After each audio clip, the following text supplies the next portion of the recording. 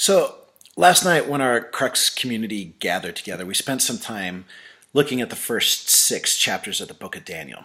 I mean, if you've ever been in Sunday school, you've heard these stories a dozen times. You may have even watched a VeggieTales video.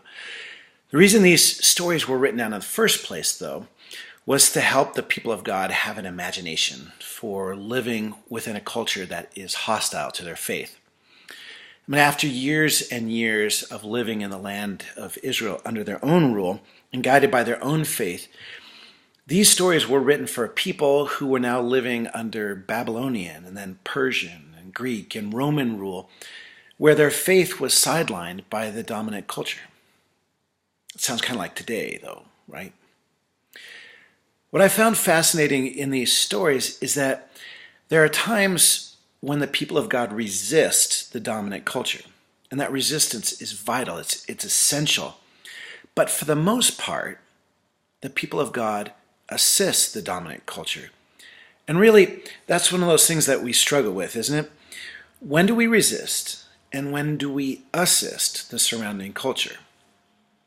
So, as we read through the stories, the two ways I saw Daniel and his friends resisting culture was when they were told to break the definite guidelines of the Bible, and when they were directed to worship someone or something other than our God.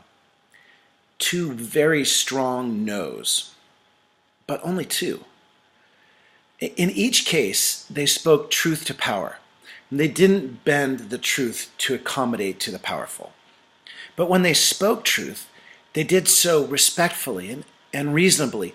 There was no arrogance, there was no hostility, no disrespect. In fact, combined with their convictions, Daniel and his friends exhibited this incredible humility and even honor toward those who were hostile to them. And because of that, they continually received back respect and even a higher standing within this hostile culture. You see, more than just resisting, Daniel and his friends gave themselves to assisting the surrounding culture. Now think about this. The Babylonians had ruined their lives. Really, ruined their lives. The Babylonians had defeated the kingdom of Judah, and they had slaughtered thousands in the process. They destroyed the temple, and they'd ripped apart families. Daniel and his friends had been ripped from their homes, dragged into exile, and were now being pressed into service of the Babylonian Empire. Right?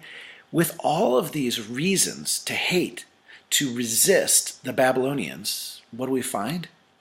Daniel and his friends working diligently as government administrators, serving and even promoting the empire.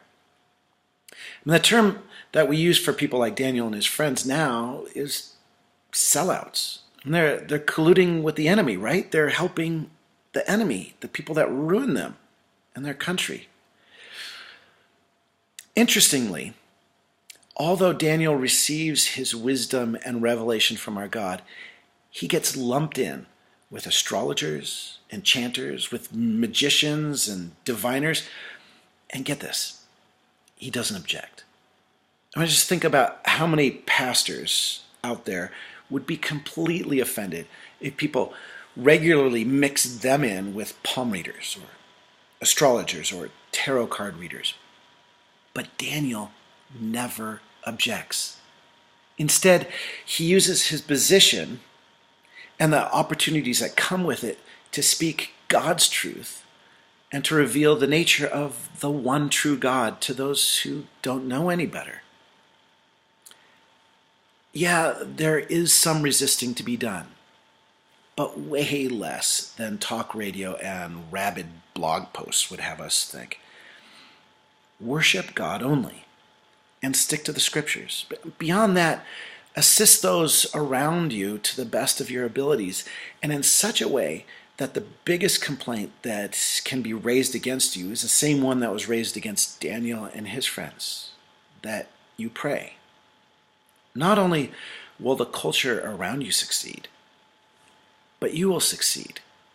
And the fame, the reputation of our God will grow.